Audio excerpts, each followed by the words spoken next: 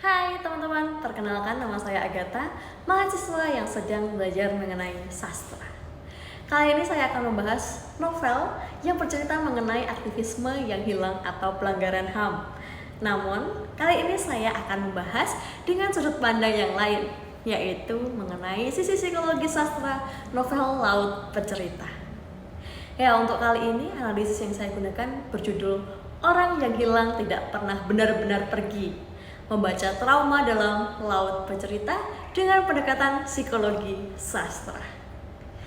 Pernahkah teman-teman kehilangan seseorang tanpa pernah tahu bagaimana akhir kisahnya? Bukan karena ia meninggal, bukan karena ia pergi, tetapi karena sesuatu hal, bahkan suatu hari ia menghilang dan tidak pernah kembali. Bayangkan menunggu seseorang selama bertahun-tahun tanpa sebuah kepastian. Tidak ada makam untuk didatangi dan disiarai. Tidak ada jawaban hingga kini yang bisa diterima. Yang ada hanya pertanyaan yang terus hidup di dalam kepala. Inilah yang saya rasakan ketika membaca novel Laut Bercerita.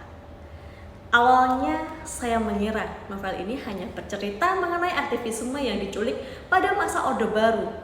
Namun setelah membaca lebih dalam, saya menemukan sesuatu yang jauh lebih menyakitkan.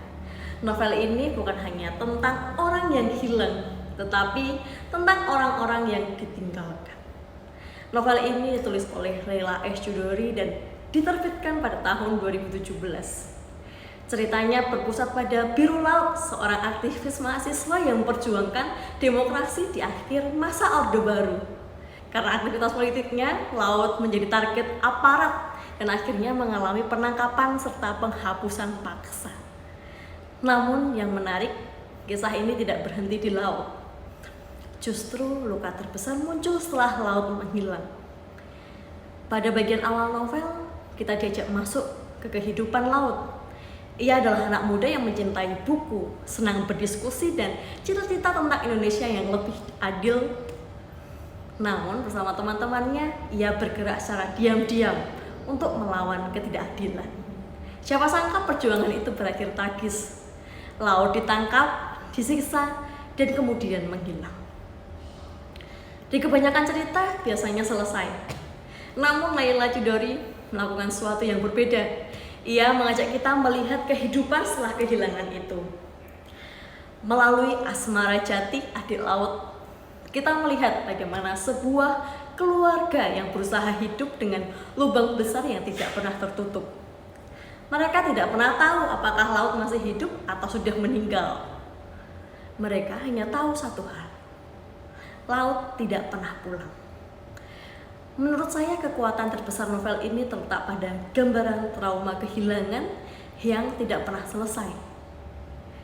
Dalam psikologi, ada kondisi yang sering disebut kerugian ambigu atau kehilangan ambigu. Yakni ketika seseorang hilang namun tidak ada kepastian tentang nasibnya. Kehilangan seperti ini jauh lebih rumit daripada kematian. Ketika seorang meninggal, kita bisa khawatir. Kita bisa menguburkannya, kita bisa mengucapkan selamat jalan dan selamat tinggal. Tetapi ketika seorang menghilang, proses itu tidak pernah selesai. Harapan dan kesedihan hidup secara kebersamaan. Dan itulah yang dialami keluarga Laut. Mereka terus mencari, terus menunggu, terus berharap, apalagi ketika tahun demi tahun berlalu. Ya, yang membuat saya terharu adalah bagaimana Leila Chudori ini tidak menggambarkan trauma melalui tangisan yang berlebihan. Dalam novel ini, trauma justru hadir dalam hal-hal kecil. Di dalam kursi yang kosong, di dalam makanan favorit yang tidak lagi dimakan, dalam pertanyaan sederhana, kapan Laut pulang? Ya, novel ini menunjukkan bahwa kekerasan politik tidak hanya menghancurkan korban, ia juga menghancurkan kehidupan orang-orang yang mencintai korban. Dan luka itu dapat bertahan jauh lebih lama daripada peristiwa itu sendiri. Lalu setelah saya menutup halaman terakhir Laut Bercerita, saya menyadari bahwa novel ini bukan sekedar catatan sejarah. Novel ini mengingatkan bahwa setiap angka dalam laporan pelanggaran HAM sebenarnya adalah manusia. Seseorang yang memiliki keluarga, seseorang yang memiliki mimpi, memiliki orang-orang yang menunggunya untuk pulang. Dan mungkin pesan paling menyakitkan dari novel ini adalah orang yang hilang tidak pernah benar-benar pergi. Mereka tetap hidup dalam kenangan, dalam harapan, dan dalam luka. Ya, dalam luka orang-orang yang ditinggalkannya. Karena terkadang yang paling berat bukanlah kehilangan seseorang, melainkan tidak pernah tahu bagaimana cara mengakhirinya. Ya, itu adalah analisis dan psikologi sastra novel Laut Bercerita. Sekian dari saya, terima kasih.